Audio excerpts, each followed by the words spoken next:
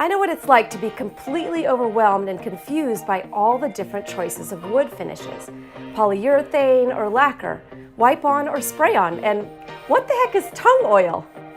I'm Jen Woodhouse from the House of Wood, and today I'm working with WATCO, and we're talking about the most common wood finishes, the differences between them, and how to choose the right product for your project. Clear finishes help protect the wood against damage from moisture, UV rays, and everyday wear and tear, so it not only makes your project more durable, but it brings out the natural beauty of the wood grain. Whichever finish you choose, preparation is key. You can check out the basics of finishing video on my YouTube channel for a closer look on how to prep your project before applying a protective top coat. There are two main types of finishes, layered and oiled. A layered finish lays on top of the wood, while an oil finish will penetrate into the wood grain. Polyurethane and lacquer are examples of a layered finish, while tung oil and rejuvenating oil are examples of an oiled finish. One factor to consider when choosing your finish is durability. What is the project type? Is it a dining table where you're going to need maximum protection against spills? Or is it a jewelry box that isn't subjected to moisture or heavy wear and tear? So with that in mind, let's take a closer look at these products by WATCO. First, we have polyurethane. It's one of the most common finishes, but it can be a little tricky to apply. Most polyurethanes are either brushed or sprayed on, and you need to be very diligent about drips or brush strokes on the surface.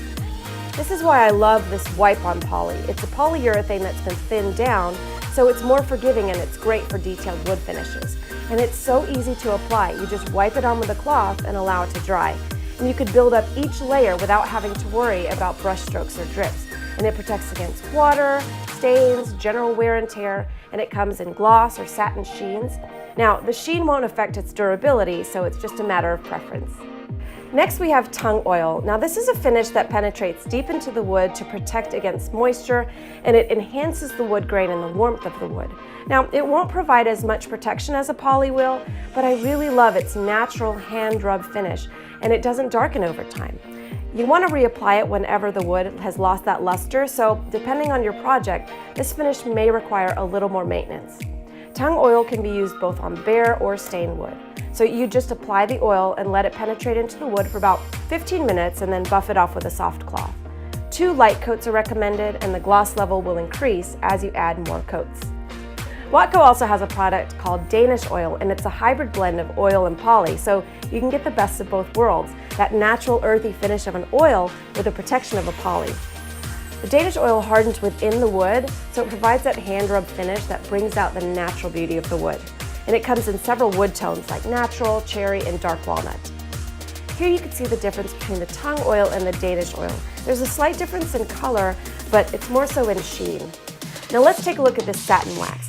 You can apply this on top of an oiled finish for that added layer of protection. So if you're looking for that natural hand-rub look, but you need a bit more durability, applying this wax is a great alternative to poly.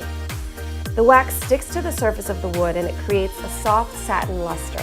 It's water resistant, it hides scratches, and you can reapply it whenever you need to. You simply wipe it on with a soft cloth, wait 10 minutes, then buff it off. It can be used on bare, stained, or oiled wood. But something to remember, since this is a wax finish, you cannot top coat this product. Here you can see the difference between the tung oil and the satin wax. The tung oil, because I have more coats, it's a bit shinier, but they both have that hand-rub finish. Now, if you have an old project that needs a little love, you'll want to use this rejuvenating oil. It's like a moisturizer for old wood, and it's designed to restore oil finishes. It removes surface grime and it creates a renewed luster and protection. It rejuvenates and restores old wood. You just wipe it on, wait 10 minutes, and then wipe it off. Now, if you apply this over a wax finish, there's no need to strip the wax because the rejuvenating oil will dissolve the wax and remove minor surface scratches. Here you can see how easy this is to use and how this product can beautifully restore worn down surfaces. Another kind of oiled finish is this teak oil. It's made for denser woods like teak, mahogany, or rosewood. It penetrates deep into the wood fibers and it provides great protection from UV rays and moisture. It also creates a warmer glow to the wood, which a lot of people like. I personally prefer a finish that doesn't alter the natural tone of the wood, so I tend to use a finish that's crystal clear. To apply it, you would shake the can, then flood it onto the surface and allow the wood to absorb all of the oil.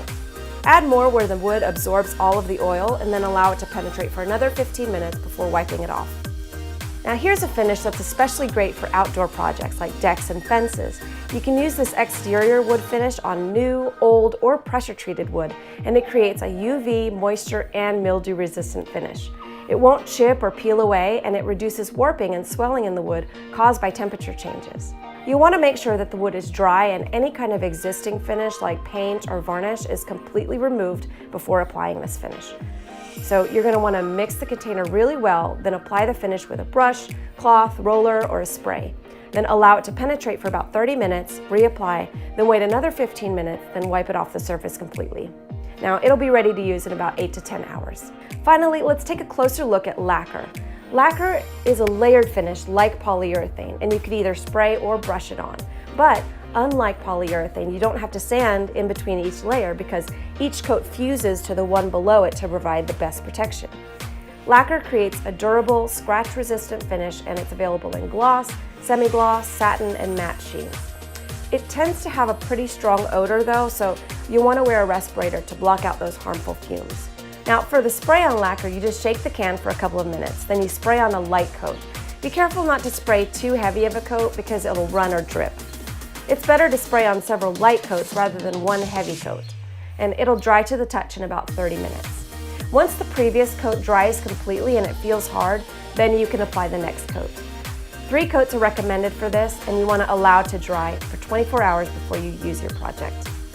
Now for the brush-on lacquer, use a good quality brush to apply. You want to stir the can, don't shake it because you'll create bubbles. You also want to avoid using a foam roller or over-brushing because it'll cause bubbles in your finish.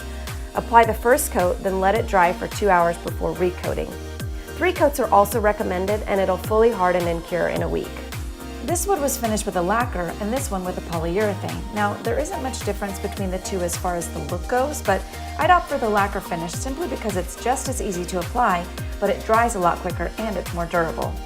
I hope this video helped you understand more about these different finishes and what they do so you know exactly which product to use for your next project. If you want to see more DIY projects and ideas, visit jenwoodhouse.com. Thanks so much for watching, and I'll see you next time.